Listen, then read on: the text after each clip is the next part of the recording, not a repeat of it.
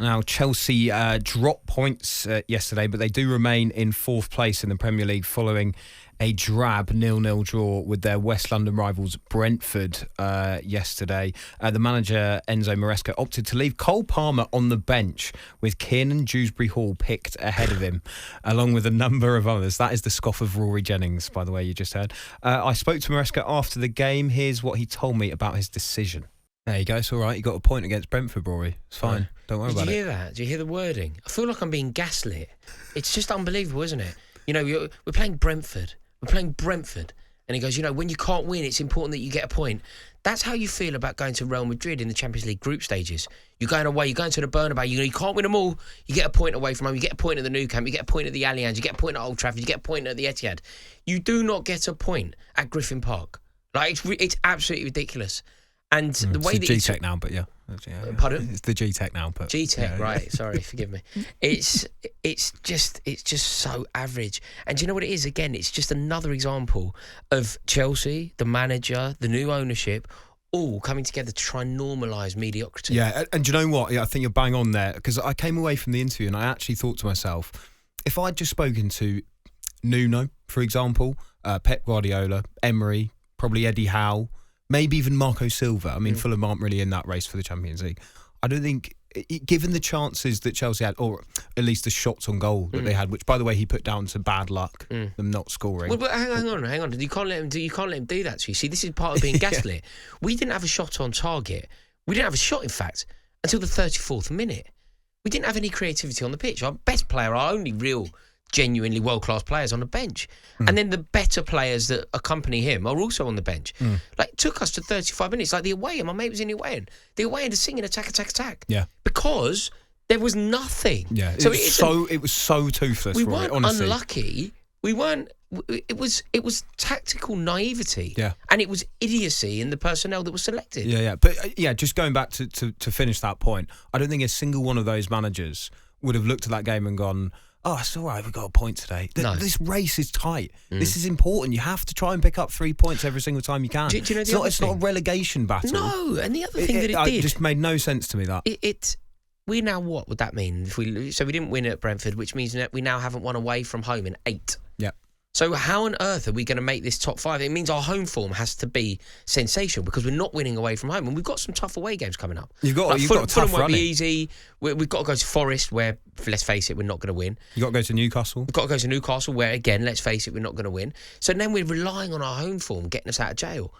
I think that's a really risky strategy. I don't because think they make what top you're doing 5. is you're halving the amount of games that we have available. Where are we going to pick up these points? Where are we going to accrue enough points to make sure that we finish ahead of Newcastle, who, let's face it, have got real momentum and real energy about them? Well, if they win tonight, they go into 4th, Newcastle. And Chelsea drop to 5th. And then it becomes a conversation. So I don't think we can discount, say, Aston Villa and teams like that, but let's just go with the lead challenger. We'll go Man City. Chelsea versus Man City. To get, like, they're not good. They're not good, but it's Guardiola versus Maresca. That's men versus boys. So I just don't see how we're going to get there. It's going to take something exceptional, and sadly, we don't have any exceptional players. Like, you know, this weird new belief that Nicholas Jackson is fantastic, or Pedro Neto is up there with the very best. Like, they're really average players, man. Like, when I think about other players, let's compare. Say a player that we never really saw as being that good, Solomon Kalou. Better than any other of the attacking options that we have now, apart from Cole Palmer. Yes. Michy Batshuayi was dreadful. Like, when Diego Costa was on, Diego Costa was immense. Michy Batshuayi, average. But he delivered, and he's better than these that we have now. Better than Nkunku, obviously. Yeah. Loic Remy. We didn't see Loic Remy as being good enough. Remy would be the best player in the attack at the moment, apart from Cole Palmer. We've honestly been gaslit to believe that average players are good, and that the club doing average things is actually ambitious. It's funny as well, because Nicholas Jackson came on yesterday, and it did add a bit more to attack. But there was this moment where he got played in, I think, and then just missed a chance that he easily could have scored. And you kind of thought, wow, this is the impact sub coming on, Nicholas Jackson. He has improved it, but that's the standard of finishing. Which is back to being not good enough. Because it's not good enough. Nicholas Jackson, is nowhere near good enough to play for Chelsea. If we're being completely honest, and the standards are what they should be, Nicholas Jackson isn't near Chelsea's starting 11. He's not near it. The reality that we're living in, Chelsea don't have an attack without him. How has it got to this stage? You've got Christopher Nkunku there, who is, you know, when you think about some of those weird players that Chelsea has signed that hasn't worked. So I'm not talking about like Chelsea's worst ever. Chelsea's worst ever would be somebody like Chris Sutton, who was brought in to be the main man. That would be like the worst ever. Timo Werner, worst ever. You know that different group? Falcao, Higuain, Pato. Yeah. President Did you put of that. Morata in there? No, he's actually rubbish. He's actually like, because he was, you know, the main £60 million man. Manchester United signed Lukaku. We signed Morata. Joke was on them. Joke was on both of us, it turned out. Yeah, okay. But you know that, like, in terms of that other crowd, Higuain, Pato, and now Christopher Nkunku. Yeah, the boys. Christopher Nkunku is the jewel in the crown of that nonsense brigade. Like, absolutely rubbish. Shouldn't. I honestly believe that playing, this isn't explicitly a Chelsea thing, but, you know, playing for Newcastle United, playing for Manchester United, playing for Arsenal, it's a real honour. When you think about the play, like, it's a real honour. And I don't think that honour should be bestowed upon Christopher Nkunku anymore. I don't think he wants to play for the club.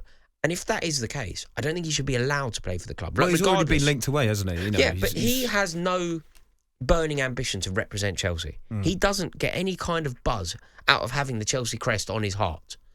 So you don't get the chance to do it anymore, mate. Yeah. Honestly, that first half against Brentford, and even that team selection though, was just so uninspiring.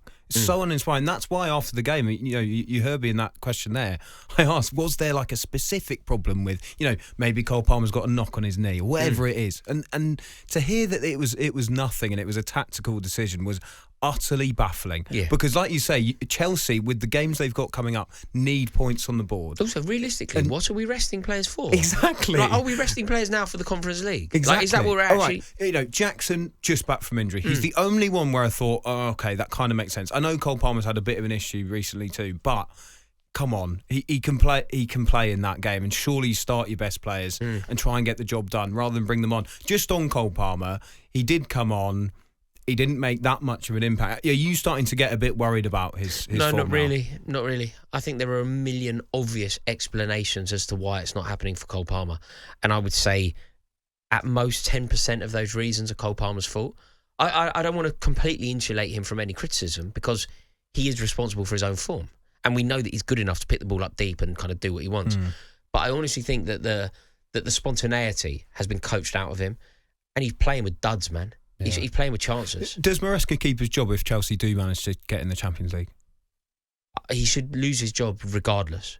He should lose his job regardless of what. Chelsea finished third and win the Conference League. Maresca should still be sacked. Do you think he will be, though? No, I've got a terrible feeling that these bozos are going to persevere with him. Wow. They got a huge quarter-final, of course, against Legia Warsaw. That's probably what they were being arrested for, right? I mean, it just doesn't make sense. And you know what? We've only given them 700 tickets. It's ridiculous because we're only getting 700 tickets. Like, that would be a good atmosphere at Chelsea, wouldn't it? Yeah. You know, if we gave them the shed, or at least half the shed, like the proper allocation, 700 tickets.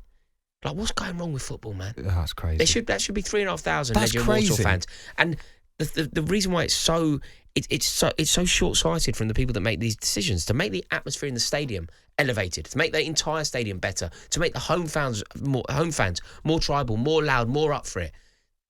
Home fans react to away fans. Yeah, the louder the away fans, the louder the home fans. Yeah. Such a dumb attitude. Yeah, very, very silly. And we'll see how it goes on. I've got to be honest, right now, having seen them yesterday as well, I'll be shocked if Chelsea do manage to get Champions League football for next season. On AM, on DAB, via the talkSPORT app and on your smart speaker. talkSPORT.